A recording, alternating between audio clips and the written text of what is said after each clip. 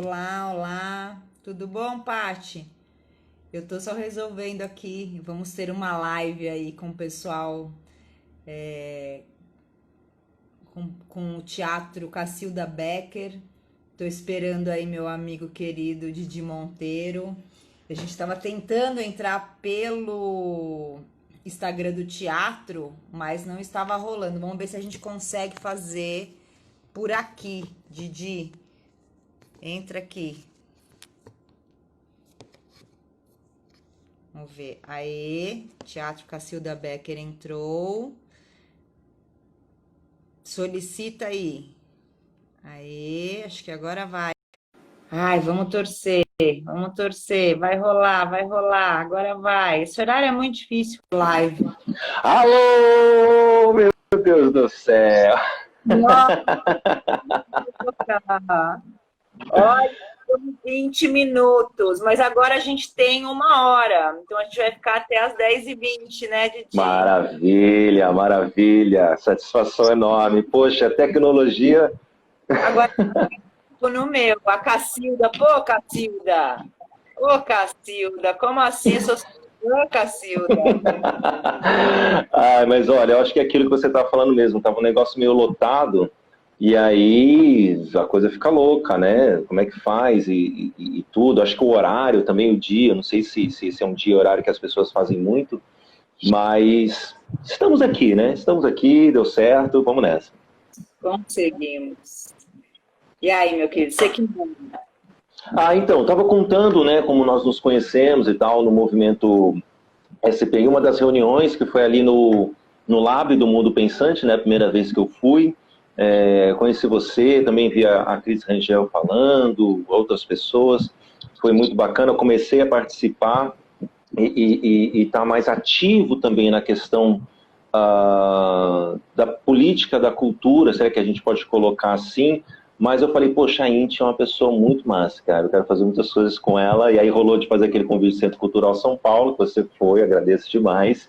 Até hoje, o nosso tecladista, o Rafael Moreira, beijo pro Rafael, falou, cara, é um monte de coisa que eu não sabia, meu, fiquei assim de cara, nossa, eu quero saber mais. Então, pra gente ver, né, o quanto isso realmente é importante, conversar e falar, e quanto isso instiga as pessoas à busca do conhecimento, né? E você é uma pessoa fantástica, né, falando e tudo mais, não só isso, mas na vida também. E aí eu falei, vamos fazer essa live aí, cara. Vamos fazer essa live que o momento tá louco e a gente não pode deixar essa oportunidade passar. Claro. Obrigada, eu adoro o convite, sabe que a gente está sempre junto aí, e sempre bom conversar contigo, você também é uma pessoa incrível, uma energia maravilhosa, mineiro, né? Incrível, eu adoro, inclusive. Sim. Em BH, né? Eu tenho feito umas lives que eu tomo, às vezes, uma cachaçinha. Quando eu faço na sexta-feira à noite, eu sempre tomo uma cachaçinha que eu trouxe lá de BH, do mercado. Merecidamente, com certeza.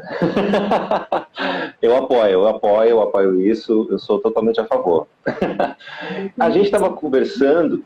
Mas vamos Oi? nessa. Só Vamos para nessa. de sexta, só que não testou. Ah, de sexta. Sempre pede, né? Sexta-feira pede, sempre pede.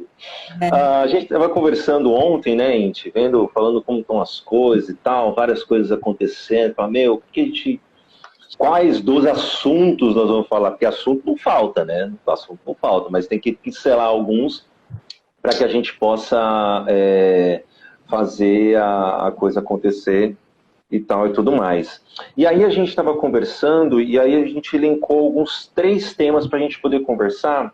E aí eu queria, nesse primeiro bloco, se é que a gente pode chamar assim, eu queria ver com você, já deixa também o espaço aberto para as pessoas, quem quiser fazer pergunta e tal. A gente tem um método aqui para poder organizar as questões e a gente respondendo em outros momentos.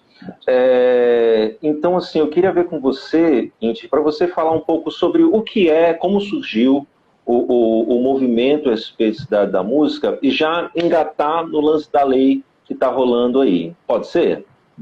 Pode ser?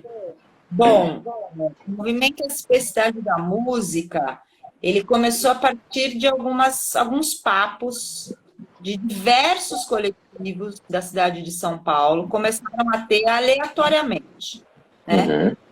Muito por influência, talvez, da gente ter, em 2013, que foi quando começou a história, um prefeito músico, né? Um prefeito que não escondia o seu lado músico, né? Sim. O meu baixo também, vendo ali pelo vídeo, né? Que eu estava dando uma fechada esses dias.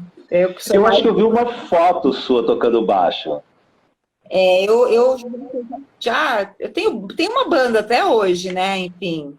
Quem toca, quem é da música, não para de tocar nunca mais. Nunca, né? nunca. Sempre, mas hoje, na verdade, é mais uma curtição mesmo, eu sou produtora cultural, né? Gestora, professora, pesquisadora, e a minha parte artista é no domingão, né? Tomando uma coquinha, ou tomando um chá, um café, né? Maravilha. Tocando as minhas músicas, enfim. Mas voltando à especificidade da música, né? Lá em 2013, a gente começou a sentir uma nova energia rolando, que não foi só nossa, na verdade, né? Que foi muito também aí de vários movimentos da cidade que começaram a pensar projetos de fomentos, né? Inclusive, por exemplo, o próprio fomento à cultura das periferias, né? E começou a mudar a história da construção do Sistema Municipal de Cultura na cidade de São Paulo. 2013 foi o ano que São Paulo aderiu ao Sistema Nacional de Cultura.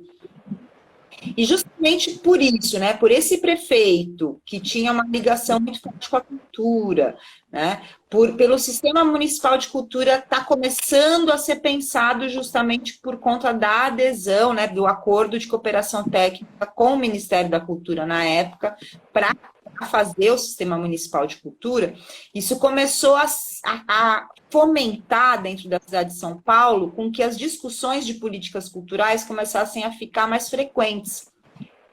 Porque viu-se que tinha uma oportunidade para construir políticas culturais a partir de um prefeito, né, que foi eleito, inclusive, muito com apoio da cultura. Aquele Existe Amor em São Paulo, ele foi um movimento feito por diversos movimentos culturais da cidade, né? Quem foi, né, naquele evento que foi antes da eleição, a gente colocou 10 mil pessoas na Praça Roosevelt, foi uma coisa do faça você mesmo, com vários movimentos fazendo junto e tal, e aquilo trouxe uma esperança. O movimento da especificidade da música, então, nasce dentro disso, né? Dentro desse momento, né? Onde vários coletivos começaram a pensar a cidade. E vários desses coletivos eram coletivos da música, mas não só, né? E dos coletivos da música, a gente começou a fazer o quê? A gente começou a juntar esses coletivos, porque a gente percebeu que havia vontades em comum, apesar de existirem várias ideias diferentes. Por exemplo, a gente tinha o P10, que era o coletivo das casas de música independente, né? Que eram 10 casas, que chamava P10. Eu lembro. Tinha até um mapinha, né? Até achei esse flyerzinho muito legal, tinha um mapa. Inclusive, muitas dessas 10 casas já fecharam, a grande maioria não existem mais. Isso é Puxadinho da Praça tava? Tava sim. Fechou. Não, um dos, né? Vários espaços das artes, vários espaços incríveis que hoje não existem mais, justamente porque era necessário, né, pensar que esses espaços onde aconteciam shows de música autoral, principalmente, não estavam conseguindo, né, resistir àquele momento, em 2013. Nossa! Imagina agora como é que estariam, né? Imagina agora como estão. Olha para a gente entender essa ponte já com o momento que a gente está agora. Mas voltando ali, então tinha o P10, tinha o pessoal da questão das rádios também, que era importante, que era uma questão, né? Porque a gente tem um problema, né, de conseguir rádio, você não pode ter rádio pirata, para você conseguir um sinal numa rádio FM é uma burocracia absurda. Então tinha a galera das rádios. Tinha a gente do movimento da música instrumental brasileira, do MIB, que era dentro do meu festival, que é o Festival PIB, Produto Instrumental Bruto, a gente criou o grupo MIB, que era o Movimento Instrumental Brasileiro. Enfim, eram uns 8 movimentos diferentes Também tinha a galera da Sine Wave, do selo Sine Wave, da Dissenso, que eram os movimentos Sim, que também estavam dialogando. Tinha a galera do Choro, também estava começando a montar a história do Clube do Choro, né? muita Então, gente. movimentos juntos. E o Pena Schmitz, nosso querido mestre dos magos, estava fazendo toda segunda-feira, às 7 da noite, reuniões lá no Centro Cultural São Paulo, onde ele era diretor-geral do CCR. Uhum. E ele começou a chamar a gente para participar dessas reuniões toda segunda-feira. E dessas reuniões começou a surgir as demandas, né, do setor da música, de todos os tipos.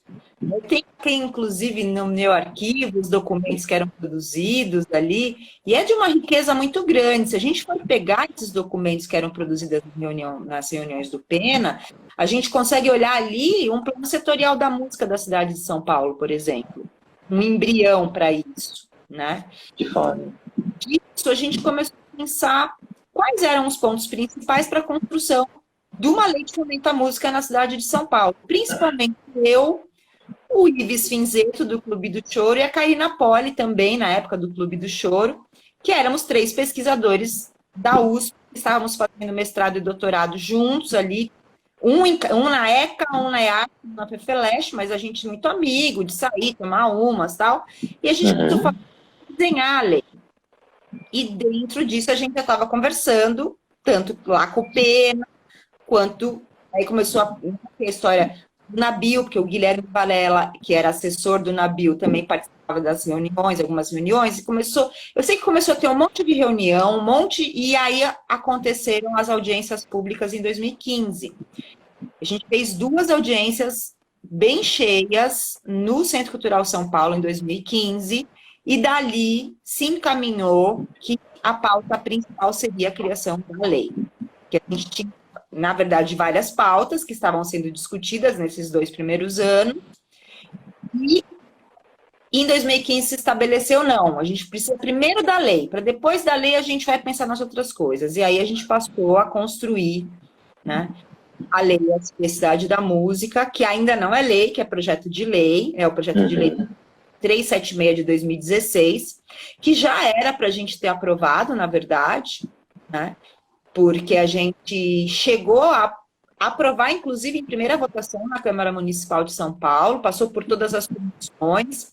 Foi um período muito difícil, porque era a votação da Lei Orçamentária Anual, né, de 2017, e era virada de governo, porque era o fim da gestão e a entrada, e o Dória ganhou a eleição. E aí foi um balde de água fria na gente, porque a gente não sabia se poderia ter a garantia dessa lei ser sancionada, né? Porque o Dória podia simplesmente falar não, está vetada 100%, e aí já era. Então, o que a gente fez, a gente não conseguiu aprovar ela 100% em 2016, enquanto o Haddad ainda era prefeito, porque o Haddad tinha se comprometido, né, a sancionar, inclusive ele chegou aí em várias reuniões do Rejunte, que, principalmente, que é um dos coletivos, era um dos que participava, inclusive.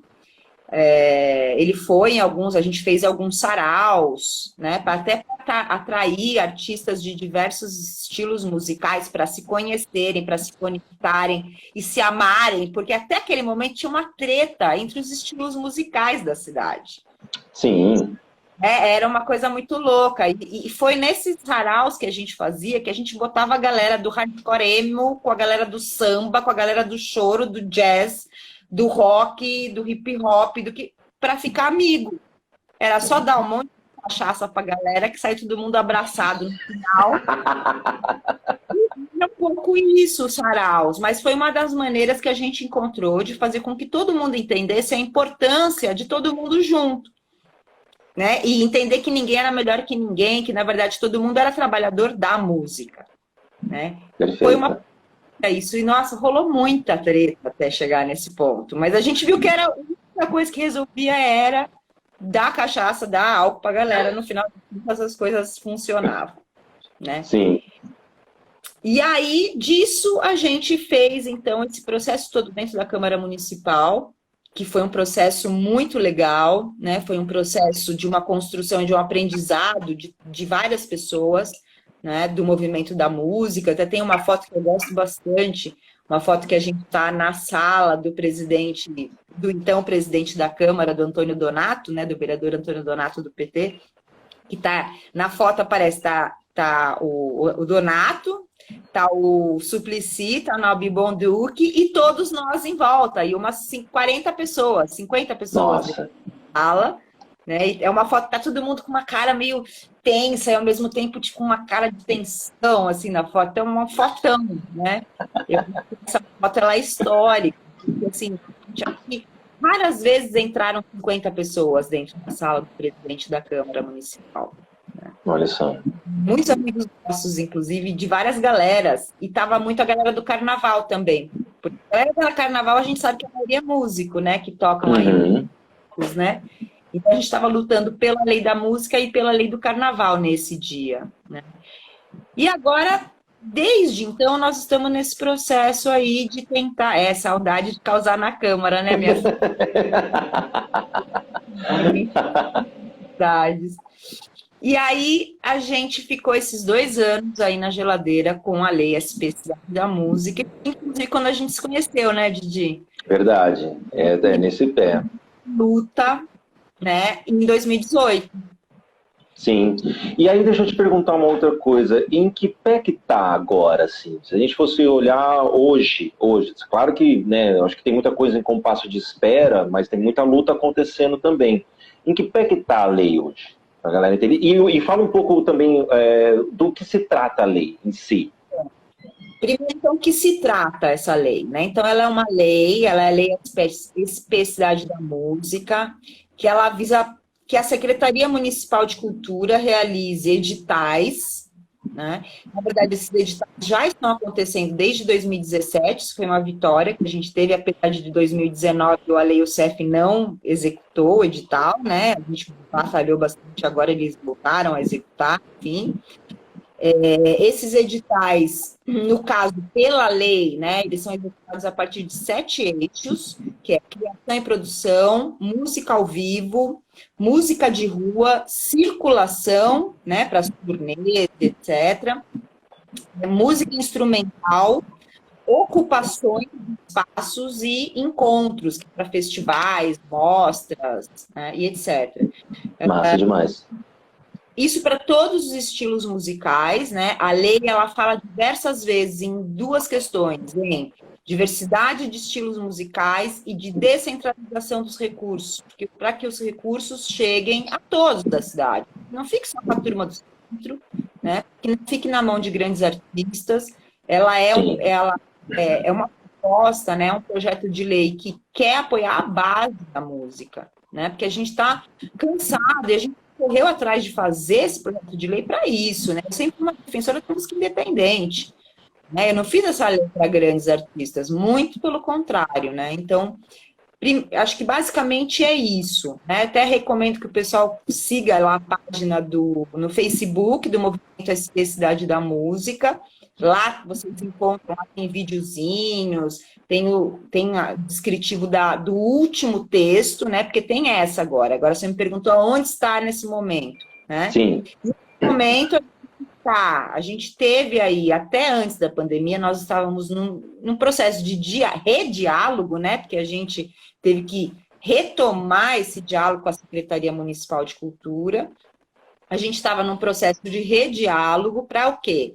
Para tentar chegar num texto final, que seria o último substitutivo, até porque já houve um anterior, agora a gente vai ter uns pequenos ajustes, uma palavra vinha aqui, outra ali, que o próprio jurídico da secretaria, na verdade, não queria deixar passar, e a gente conseguiu chegar num acordo com eles, a gente sempre junto com o editor, junto o texto, para tentar chegar num texto final.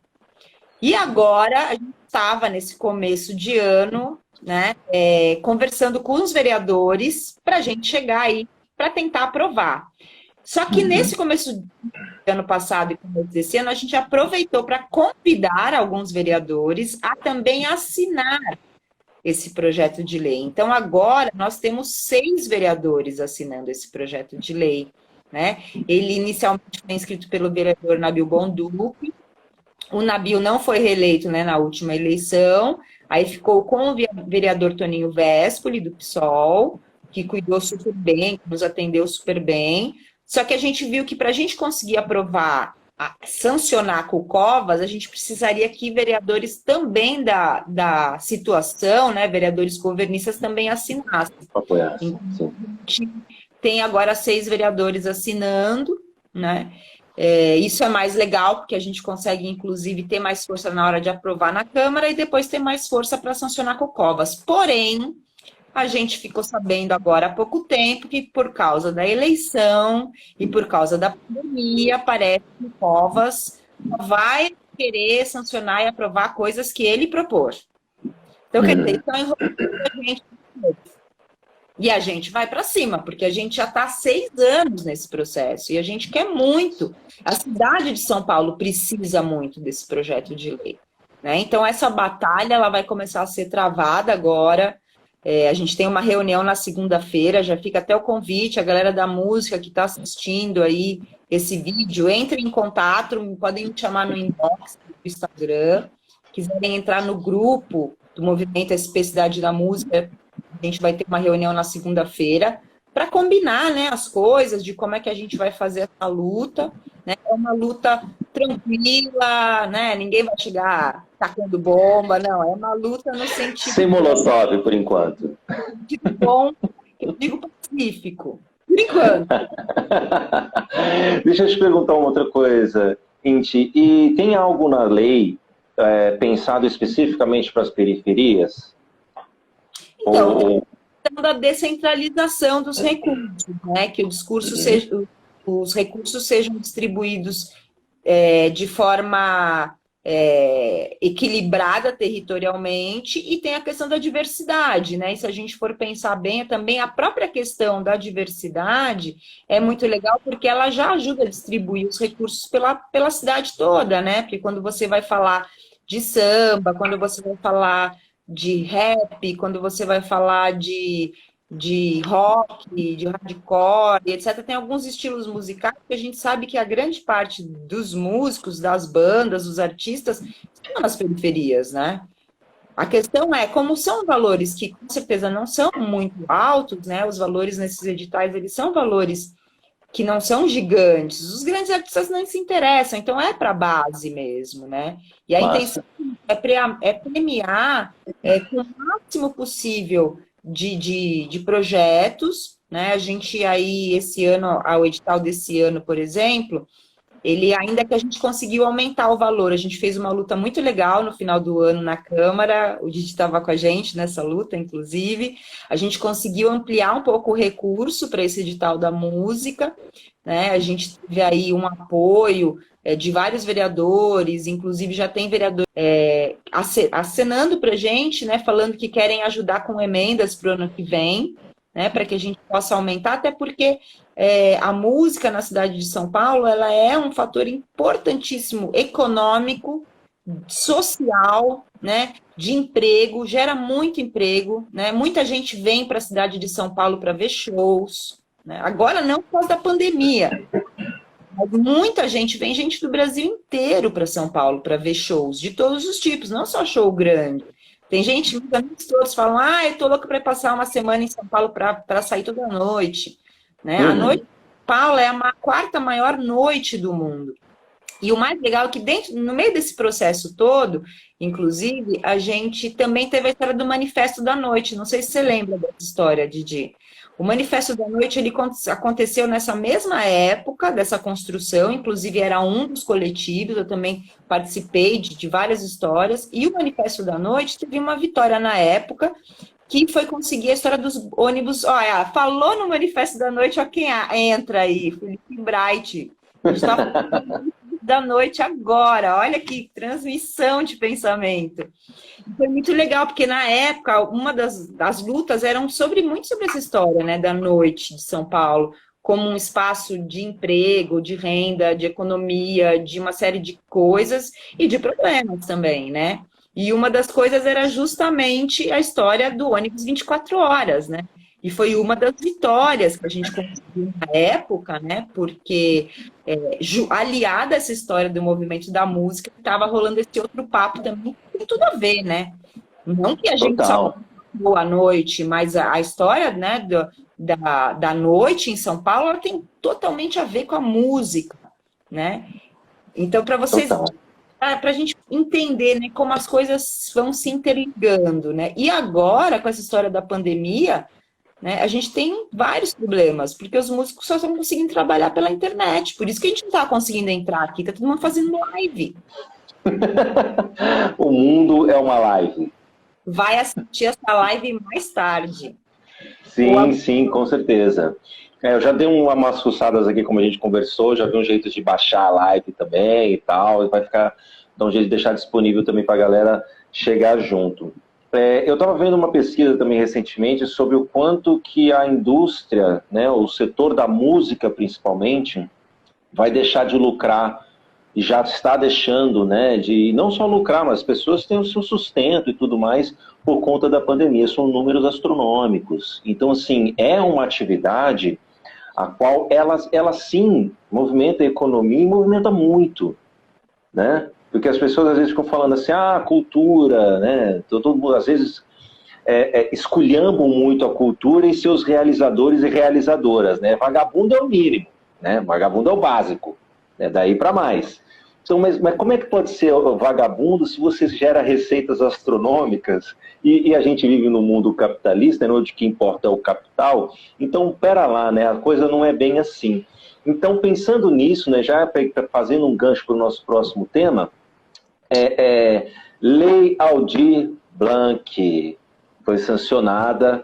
Eu acho que causou um tanto de surpresa em muita gente de ser sancionada como foi, mas foi, né? Só teve um veto, né? Que foi o veto da execução em até 15 dias, aí se estendeu por 120, é isso mesmo?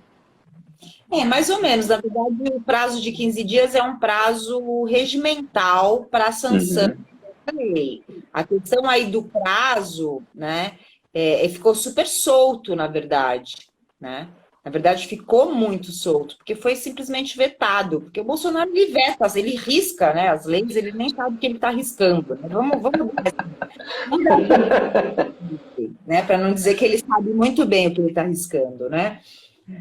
Que é a verdade. Mas aí, nesse caso, eu acho que essa questão do veto, pelo que a gente está tendo, eu estou em diversos grupos aí da Aldir Blanc, e inclusive eu estou no comitê municipal, principalmente, até por conta da minha luta em termos municipais, né? Eu acabo atuando muito mais do que no estadual e federal, apesar de também atuar nisso. Vamos falar disso também. Entendo que já está combinado lá com Brasília, com a Secretaria Especial da Cultura, né, com a Secretaria da Diversidade, que também vai fazer os trâmites, com a própria Secretaria de Governo deles, etc., e com o próprio Ministério lá do Turismo, né, e da Cidadania, porque a gente sabe, a Secretaria Especial de Cultura, ela se divide nos dois, né, para quem não sabe ainda, né, é tão surreal esse governo que é isso. E vai ser distribuído. Esse recurso parece que vai ser por essa tal dessa plataforma Mais Brasil, né? Que é o novo Siconv, né? Plataforma Mais Brasil, então. Parece que vai ser pela plataforma Mais Brasil. Tem umas coisas que estão sendo ajustadas, né? Tem a história aos regramentos do Fundo Nacional de Cultura, que também ainda está sendo ajustado. Quer dizer, tem muita coisa que a burocracia e que a falta de vontade política de quem está lá em Brasília, e eu estou falando do executivo, tá? Não estou falando do legislativo, não, porque os deputados e os senadores foram ótimos. Eles foram incríveis. Isso a gente não tem do que reclamar. Foi muito massa. Principalmente as deputadas, a Jandira Fegali, a Benedita, a mulherada arrasou na Lei Aldir Blanc, a mulherada arrasou, Fernanda, Melchiona, essa mulherada arrasou, né? A gente poderia citar várias aí, Alice, Portugal, a própria galera ali do Senado, né? Tudo que eu posto no Twitter, a Alice da Mata curte, então, quer dizer, a mulherada da política. Agora, no executivo é complexo. Primeiro que acabou de entrar o tal do secretário lá, o Mário Frias, que Mário entrou Frias. no rolê, né? Mário Frias, que nome sugestivo, né? Sobrenome sugestivo. Vamos falar de sobrenomes sugestivos, né? Porque, enfim, né? Não tem nada a ver aí com o outro, foragido. Sim. Agora, foragido é a mulher dele. Então, e essa parte do trâmite é uma parte complicada, principalmente por quê? Porque a hora que chega nos estados e nos municípios, né, é que vai ser a parte mais complicada, e é aonde a gente está nesse momento. Por quê? Porque estão se formando os comitês estaduais e municipais, isso em todo o Brasil. Não está acontecendo em São Paulo, só que em cada cidade, estado, há uma conjuntura política diferente num ano de eleição. Então, a questão política é mais complexa em lugares onde já é complexo, porque é um ano de eleição. Então, há interesses dos mais diversos, né? Desde os interesses de quem está na prefeitura e os interesses de quem quer entrar na prefeitura. Tem de tudo. Né? Hoje, por exemplo, a gente tá num esquema de fazer reunião todo dia, ninguém aguenta mais. E aí entram os loucos nos grupos, começam a falar mal do outro partido do outro. Hoje à tarde teve uma dessa, né? Às 2 da manhã, só observando os grupos e falando, gente, as pessoas estão loucas, assim, sabe? Postando coisas aleatórias, um xingando o outro, a gente falando, gente, né? Enfim. Não. É muito louco, né? Mas isso faz parte do processo. Por quê? Porque tem de tudo. Tem uma galera que não tem prática política, né? Que nem entende que entrar nesses grupos é uma prática política. A gente tem que ficar falando, não, só de você estar aqui no grupo, você já está fazendo política. Ah, não, eu não faço política, eu nem gosto de política. Então tem toda essa questão agora para a gente resolver na Aldir Blanc. Por quê? Porque a gente quer tentar fazer com que o debate, né, a história seja para todo mundo, que todo mundo possa falar, perguntar, dar palpite. Mas é sempre muito difícil, né? Porque quanto mais você amplia o debate, né, surge de tudo, né? Sim. Por exemplo, hoje fiquei meia hora num grupo discutindo assim, coisas surreais, só para tentar explicar para a pessoa que, tipo assim, ela podia entrar no grupo se ela quisesse. Só que ela não podia entrar na reunião sem entrar no grupo. A pessoa não entendia isso. Não, mas por que eu não posso entrar na reunião se eu não estou no grupo? Eu falei, porque é a regra. É a regra estabelecida pelos movimentos. Existe uma regra. Por isso que se chama movimento organizado. Porque há regras, né? Então é muito difícil eu posso falar para você confessar para você e para quem nos assiste. Tá todo mundo muito cansado, muito exausto, porque a gente vem de muitas lutas, né? Esse momento da crise pandêmica é um dos momentos. Depois Sim. Né? E não é de hoje, né? Não é de hoje. Então, eu acho que a Aldir Blanc, é um momento muito importante, é um momento histórico, é um momento onde a cultura conseguiu mostrar, de certa forma, que né, é um dos setores mais organizados e mais potentes aí nas lutas das políticas sociais, mas, ao mesmo tempo, justamente por ser tão plural, tão diversificado, com pessoas tão incríveis, tão criativas, que sabe, que tem voz, que sabe se impor, é mais difícil de organizar, né? Mas isso é legal, porque, de certa forma, a gente percebe que o engajamento e a vontade das pessoas, né, é muito grande. Até porque está todo mundo passando um aperto, né? Não sei. E importante isso que você diz, né, que igual você falou, que a pessoa fala assim, eu não faço política, eu não sou da política, né? É tão louco isso, porque todos nós somos sujeitos políticos, né? E só que como que a pessoa vai se reconhecer como um sujeito político ou um sujeito que tem direitos, se de certa forma o Estado e a organização como nem diz que ele é um sujeito. Então como ele vai ser um sujeito que tem direitos e um sujeito político? É muito louco. E aí é que vem a cultura justamente para dizer sim, você é. Sim, você é tudo isso, cara. Você pode muito mais. Isso é fantástico. Acho que o papel da cultura também está aí. E é aí que a gente está tentando, né? Eu hoje fiquei lá principalmente no grupo do comitê, tem tá lotado, 240, 250 pessoas, tal.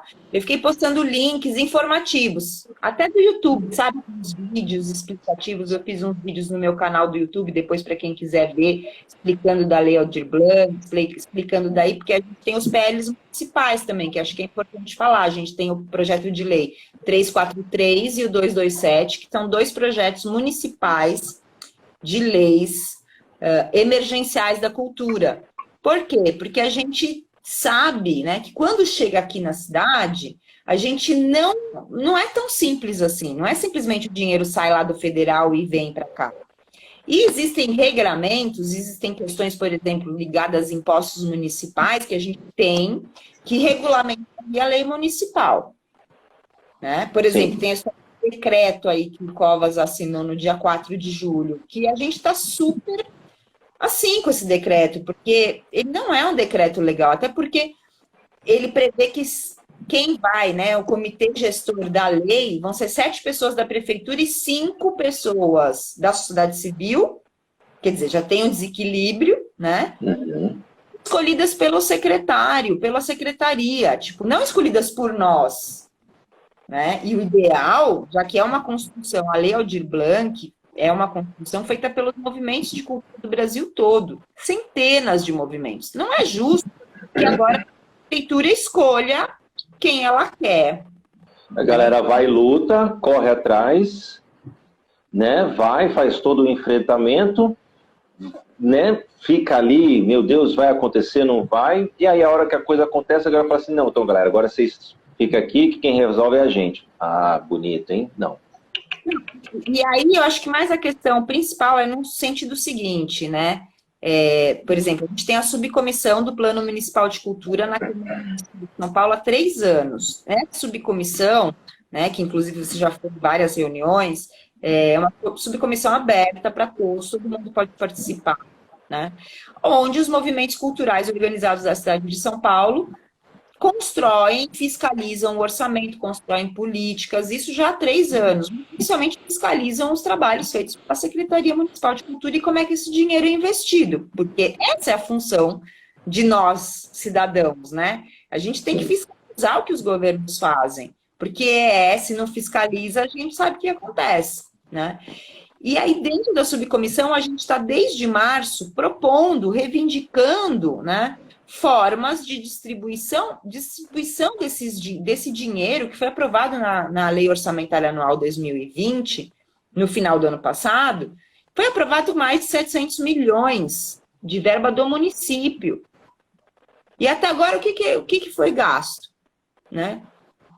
Tudo bem que agora, segundo parece que eles vão reabrir alguns equipamentos, tal, que eu já acho um absurdo, inclusive, né? Porque a gente está no pico da pandemia, não tínhamos que estar falando de reabrir nada, né? Mas, de certa forma, a gente precisa distribuir um pouco de recursos para a cultura, porque os trabalhadores da cultura estão parados, a gente está conseguindo trabalhar pela internet e só. E assim, a gente não é tudo, né? Não é todo mundo que consegue alguma coisa, porque às vezes até tem alguns artistas que conseguem live patrocinada, mas é uma minoria, é 1% dos artistas. Total.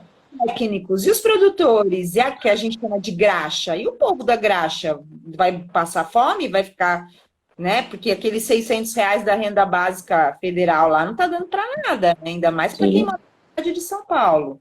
Então, quer dizer, o problema é muito grande, Didi, é muito complexo. Total.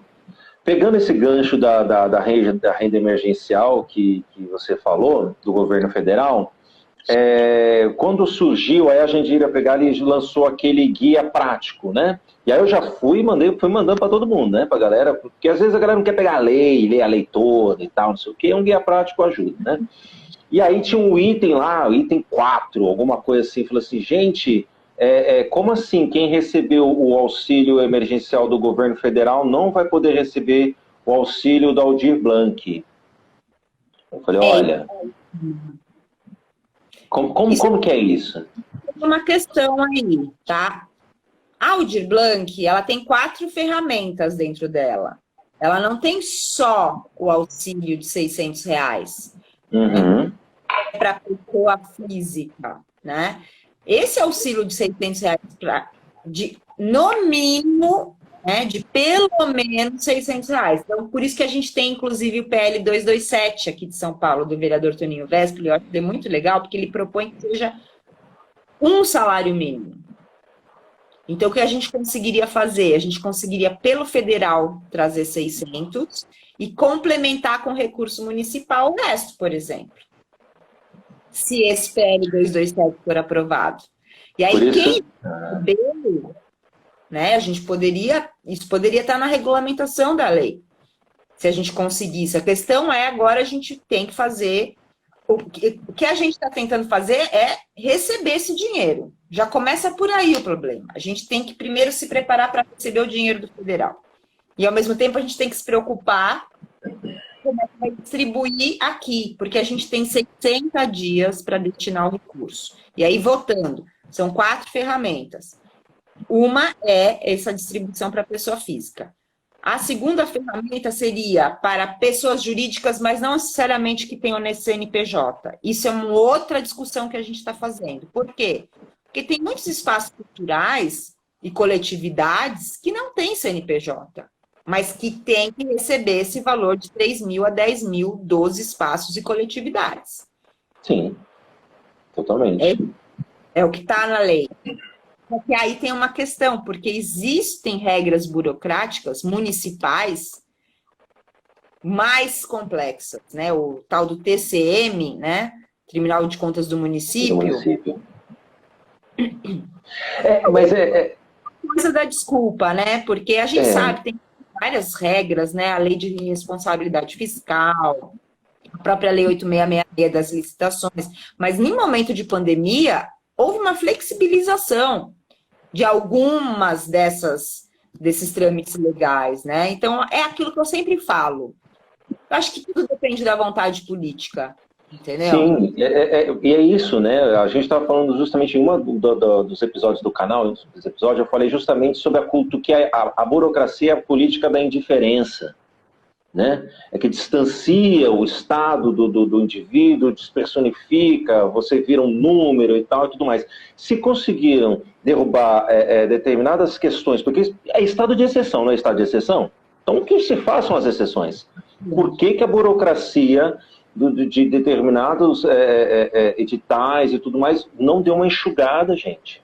Muita gente ficou de fora, e aí justamente porque às vezes nem está familiarizado com aquele tipo de mecanismo, e quando tenta ter acesso, não acessa. Então essa é uma discussão. Né, os chamamentos da secretaria, né, eles foram bem burocráticos, isso a gente frisou em várias reuniões da subcomissão, o próprio secretário do Pozzolo, ele reconhece o que mas é aquilo, a gente está num momento muito complicado, onde nós, da sociedade civil, a gente tem muito que batalhar para que seja cada vez menos burocrático. E que isso não seja uma prática só desse momento da pandemia, né? Porque a burocracia, como você diz, ela exclui, ela só serve para excluir, justamente quem mais precisa, né? Exatamente. Você tinha falado, quais são os outros... só lembrando, gente, que eu fui empolgado falando, isso que você está fazendo a transmissão, que as pessoas vão entrando, né? Essa é uma live relacionada ao canal 3 Tá Bom, que eu acho que você participou do primeiro episódio, gente. Acho que foi no primeiro episódio que você já participou. YouTube foi. O YouTube foi. Olha aí, tem mais essa. Então, esse do canal 3 Tá Bom, a gente está aqui falando dos chamamentos, estamos, né, por via de um chamamento dos teatros e centros culturais, que foi barrada a inscrição, né, por uma liminar. É isso mesmo? Que não pode mais... Foi isso, alguém, né, um artista aí, enfim, que já tinha liminar lá do negócio dos pontos de cultura. É uma pessoa assim, acho que meio mal-amada, né, a figura, porque não é possível, né, a pessoa... mas aí, olha só que engraçado, barrou dos teatros e centros culturais, mas não barrou das bibliotecas e das casas de cultura, porque todo mundo ficou falando isso, será que vai, será que não vai? E aí não consegue, não consegue reverter. Sim, Mas vai entender, né? Mas, enfim, deixa essa pessoa, né? Sim, sim. Porque, sinceramente, que atrapalhou a vida aí da secretaria, mas principalmente de muita gente, muitos trabalhadores da cultura aí que estavam contando com esses editais. Mas, de qualquer maneira, os chamamentos aí estão rolando, né? São Sim.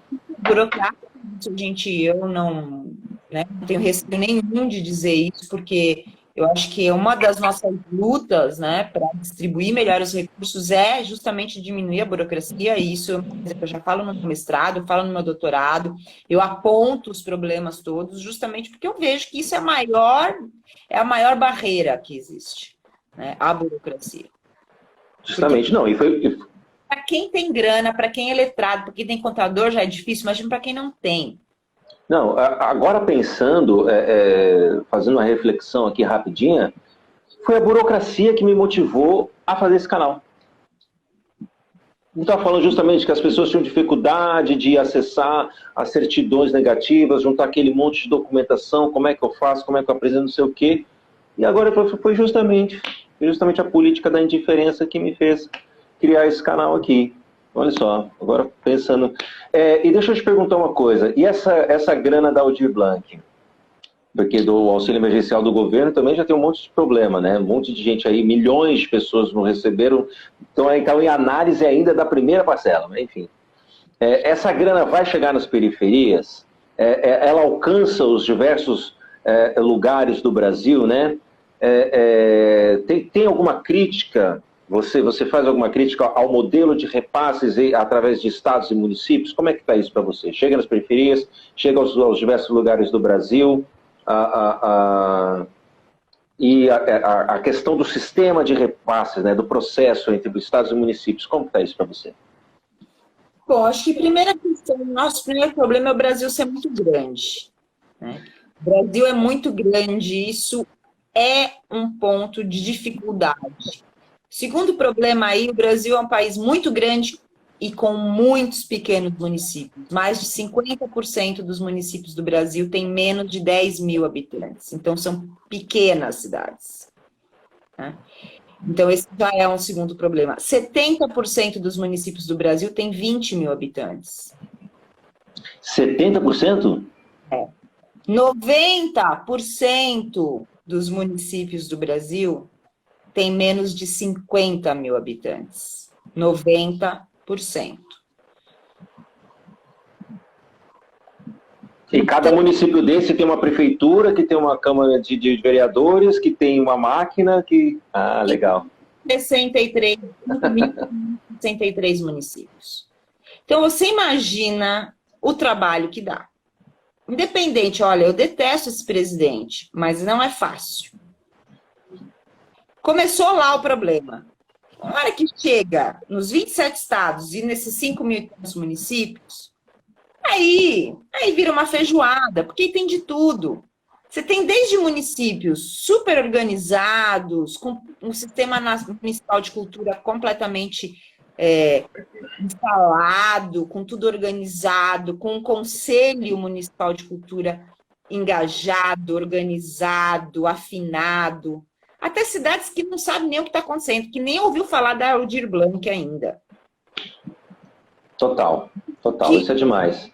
O primeiro problema nesse momento, é como disseminar a informação da Aldir Blanc para todo mundo, para todos os municípios. E fazer... Eu estou recebendo mensagens todo dia no meu inbox do Instagram, todo dia, de cidades que eu nunca nem tinha ouvido falar na minha vida. Estou achando o máximo. Olha, eu preciso dar os parabéns para a galera do interior da Bahia, que é a galera que mais me procura. De várias cidades. Olha só. Da Bahia. Mas você percebe que a galera quer se interessa, quer saber, me pergunta, como é que eu posso chegar no prefeito? Olha, minha cidade é pequena, mas... E me manda material para eu ver. E isso deveria... Todo mundo deveria fazer isso. E aí eu pergunto, tem sistema municipal de cultura? Aí a pessoa, vou tentar descobrir. 2 dias depois a pessoa dá um retorno. Olha, descobri isso.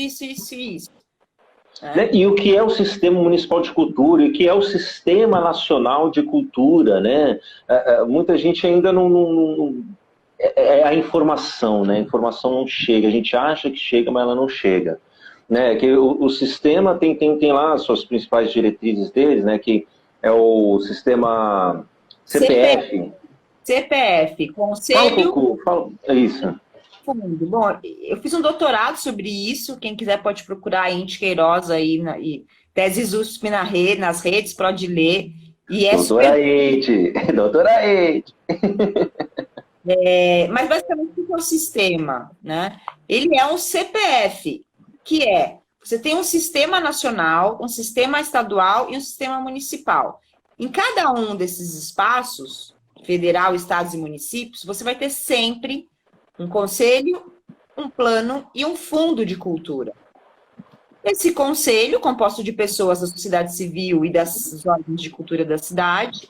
Esse plano, que vai ter metas, ações, programas, para um prazo de 10 anos, de políticas, não de governo, mas políticas de Estado, né? Políticas para as cidades e para os estados, e um fundo, no caso municipal, por exemplo, de cultura, que é o que a gente está falando aqui, né, que recebe recursos do governo federal e que vai distribuir para executar os planos municipais de cultura.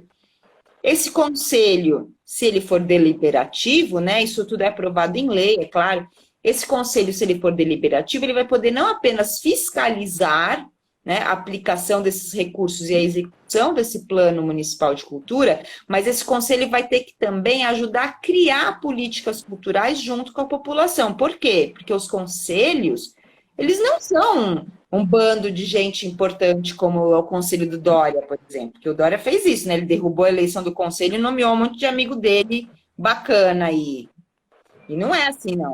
O Conselho Municipal de Cultura, que é o que a gente está tentando aprovar o projeto de lei agora, inclusive, quem quiser vir explicando melhor sobre isso no meu YouTube, esse conselho ele vai ser eleito por nós, a partir do olhar de movimentos, de coletividades, né? A proposta que a gente está fazendo, por exemplo, para a cidade de São Paulo é a partir de colegiados rotativos. Então, por exemplo, você tem um conselho, vai ter várias cadeiras ali, só que essas cadeiras vão ter colegiados onde as pessoas vão rodar, para que não fique sempre a mesma pessoa da música indo nas reuniões. Ó, tem uma pergunta que fez bem. E se a cidade não tiver fundo, como vai receber o recurso? Isso é uma das questões que a gente até já falou aqui, que a gente ainda está vendo, está tentando discutir isso com o governo federal, né? Inicialmente, eles tinham obrigado a que tivesse fundo para receber o recurso. Só que aí a gente houve foi feita uma estimativa de que hoje apenas 32% dos municípios tem fundo municipal de cultura aprovado em lei. Então isso seria um problema. E agora a gente já conseguiu, parece que, convencê-los de que não dá para ser só cidades que têm fundo. Então, já há esse papo aí de fazer via convênio pela tal plataforma Mais Brasil, né? O repasse fundo a fundo. Sim, e aí, porque... criados emergenciais, né? Sim. Talvez a partir de decretos municipais, isso teria que ser visto ainda como fazer. Quer dizer, a gente está num momento muito difícil, porque a gente está no momento da burocracia, e discutir burocracia em ano de eleição não é simples. E as pessoas acharam que não ia ter eleição. Mas vai ter. Muita gente não entende, acha que a gente está armando um esquema para a gente ficar rico. Que nem eu fiquei hoje lá no grupo. Só não podia entrar na reunião porque ele não estava no grupo. Mas se ele quiser, eu botava ele no grupo e daí do grupo ele poderia entrar na reunião. Ficaram me xingando. É manipulação. Isso aí é esquema de panelinha. Quer dizer, você fica tentando... E eu ainda fui paciente. Eu expliquei umas 30 vezes. Panelinha, cara. Não é panelinha, não. Vou te falar aqui, uma experiência viva aqui, ó. Fui lá um dia no movimento, vi, gostei, troquei ideia com a Inti, comecei a participar e estamos aí desenvolvendo, velho. Se fosse panelinha, como é que... As pessoas entram, vai lá e participam. Só que existe uma organização, por isso se chama um movimento organizado, né? Porque senão... Como é que você vai ter as diretrizes? Como é que você vai fazer a coisa caminhar? Porque Às vezes é necessário falar o básico aqui, porque isso não é complicado. Numa reunião com 90 pessoas, que panelona, né? Nossa! As dificuldades que a gente passa, porque além de tudo, a gente ainda tem que se preocupar com as pessoas que não estão entendendo o que está acontecendo, né? Que não entendem de política e acham que entendem. Enfim, e a gente tem que ter paciência também, porque a gente sabe que não é fácil, né? E eu falei, olha, desculpa, mas tá todo mundo cansado, vamos parar de brigar por causa disso. Entra lá no grupo se quiser, falou, valeu. Eu acho que é mais isso também, né? É necessário a gente passar informação, a gente conversar com as pessoas, dentro do que a gente puder também, né? Mas as pessoas também têm a sua autonomia, elas podem seguir e tal e tudo mais, e vá, participe, interaja, faça parte. Não tem panela, não, cara. Não tem panela, tem panela. Vamos fazer dessa, como um amigo meu falou assim, vamos fazer dessa panela uma fritadeira, né, para todo mundo ficar fritando legal, curtindo, né, vamos mudar um pouco essa história. Deixa eu te falar uma questão aqui, gente, eu tava olhando aqui, 1h não dá para nada, já são 10h13. Eu tinha um monte de coisa. A gente tem 7 tem 7 minutinhos. Deixa eu te falar aqui, como você vê a situação atual das políticas públicas para a cidade de São Paulo? Agora vamos trazer aqui para o nosso terreno. Olha, eu vejo com muita tristeza, porque a gente tem um plano municipal de cultura maravilhoso, feito, construído a partir de 15 anos de discussões, com mais de 10 mil pessoas envolvidas, e que foi ignorado por essa gestão que está aí. Né? Então, isso me corta meu coração, né? Porque é um documento que, quando eu que sou professora, né, de gestão cultural e dou palestras pelo Brasil todo para falar sobre meu doutorado, sobre o Sistema Nacional de Cultura, sempre levo, inclusive já distribuí dezenas de exemplares do Plano Municipal de Cultura de São Paulo, que eu já levei para bibliotecas de outras universidades do Brasil. Tem exemplar lá na UFBA, tem na Casa Rui Barbosa, tem na UES, no Ceará. Tudo que eu levei, porque eu falei, gente, isso é uma publicação extremamente importante, de um plano muito bem feito. Última... Assim, para mim, né, eu acho que isso é simbólico. A gente teve aí uma gestão que desmontou, que fez muito mal para programas, inclusive previstos em lei, né?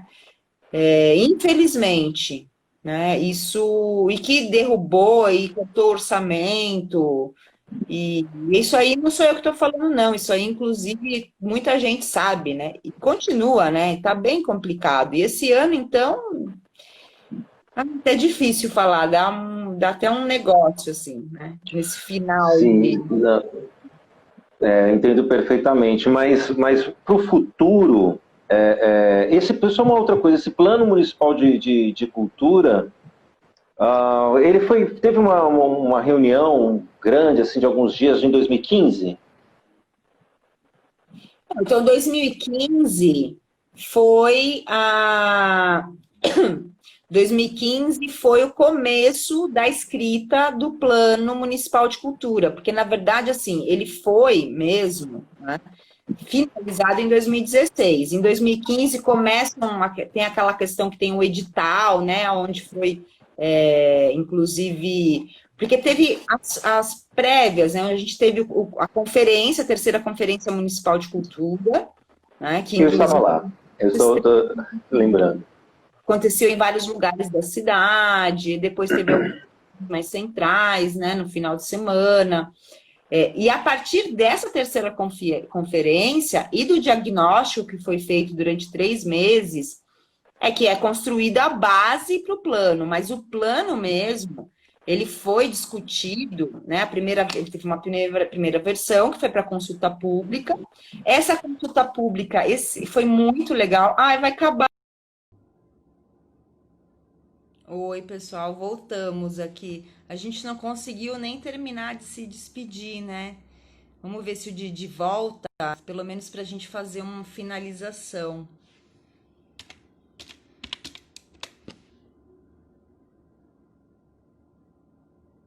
Ai, tá, o pessoal tá voltando agora. Só para quem não estava antes na live saber, a gente estava fazendo a live e a live caiu antes do que a gente percebeu. Então a gente vai fazer mais alguns minutinhos. Ai, meu Deus, agora o Didi não consegue. Vamos ver se ele vai conseguir entrar.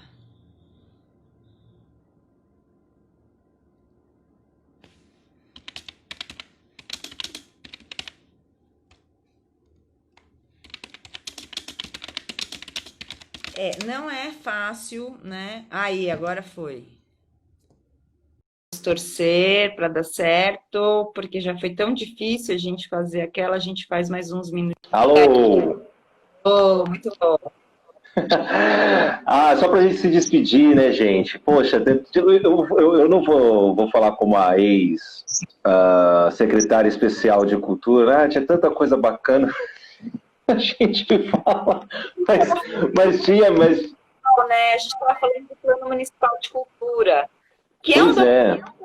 Quem quiser, eu posso mandar digital. Quem não tem esse documento digital, me chama aí no inbox do Instagram, né, que eu mando por e-mail, que é um documento que todo mundo tem que ter, tem que conhecer. É um documento, o Plano Municipal de Cultura, ele tem validade até 2025, isto é, a gente ainda tem 5 anos para terminar de executar. Esse plano é considerado por vários pesquisadores estudiosos exemplar, né? Então, quem quiser, só me pedir aí no inbox, que eu mando por e-mail. E será um prazer, inclusive, porque eu faço questão que todo mundo conheça. Né? Maravilha, perfeito. É maravilhoso. Perfeito. Gente, despedir então. Tem muita coisa ainda para a gente falar. Acho que a gente tem que armar outra, hein, Iti? Você topa? Eu topo, vamos sim. De repente a gente faz um para falar sobre o plano, sobre a relação aos territórios, porque uma das coisas que eu quero falar antes de terminar é por que que eu gosto tanto do nosso Plano Municipal de Cultura e por que que ele tem que ser implantado. Porque o Plano Municipal de Cultura, eu falo disso na minha tese, inclusive, bastante no capítulo 5. Eu me apaixonei por ele muito quando eu li naquelas páginas todas, e eu vi naquelas páginas todas, o projeto de descentralização das políticas culturais na cidade de São Paulo. Que é o quê? Que é, de fato, levar cultura, gestão pública de cultura para as várias periferias da cidade. Para todas. Para todos os cantos, para todos os territórios. Você pega ali nas metas, nas ações, tem lá a Zona 1, Zona 2... né? Todas as macro, micro zonas, está tudo especificado. Por quê, principalmente? Porque o pessoal do Movimento Cultural das Periferias atua fortemente ali na construção e na consulta pública, né, do Plano Municipal de Cultura. E é muito louco que, conversando com a galera, a gente ficou um dia, a gente fez uma formação sobre isso, e a gente falou, olha, essa ação aqui fui eu que sugeri, essa aqui fui eu que sugeri. Várias ações que nós, da sociedade civil, sugerimos durante a consulta pública entraram na íntegra. Né? Olha só. Não é um plano municipal de cultura criado pela secretaria. A secretaria tem voz ali, mas as nossas vozes também estão lá. E de coisas super importantes, por exemplo, a ação que eu propus era a criação de um canal virtual de debate e construção de políticas culturais entre a Secretaria Municipal de Cultura e a população. Até agora, procurando eles implantarem essa ação, que é a 3.4, se eu não me engano, de cabeça. Né? Já dá lá na frente. É importante, a gente poderia estar fazendo pelo Instagram, por exemplo. Perfeito, perfeito. Muitas lutas pela frente, né, Inti? Mas é isso. Dá uma certa angústia em determinados momentos, mas eu acho que continuar sempre, né? Eu acho que isso nos faz também agentes dessa transformação, né? Eu acho que enquanto a gente se entender quanto isso, a gente nunca vai parar. É bom que as pessoas saibam disso. A gente não vai parar, não. Nunca vamos parar. Tá certo? Eu vou me despedir. Isso é o que Não me... pode. Exatamente, exatamente. Esse é o nosso combustível. Vamos despedir, porque eu não sei se tem outras lives aqui, apesar que são 10h23. Agradecer ao Teatro Cacilda Becker, todo mundo que trabalha lá, a Patrícia. Agradecer a Inti Queiroz, pessoa maravilhosa que veio trazer tanto conhecimento aqui pra gente. Sigam a gente no canal Textabão, no Instagram, no Facebook, no YouTube, no Twitter. Estamos lá. Siga a Inti também, o Movimento SP Cidade da Música. E vamos nessa, minha gente. Um excelente desenvolvimento de noite. Tá chegando sexta-feira aí, hora de tomar aquela cachaçinha, Inti. Vou ver se eu te acompanho nessa. Tá bom? Um beijo. Gi, foi ótimo. Adorei.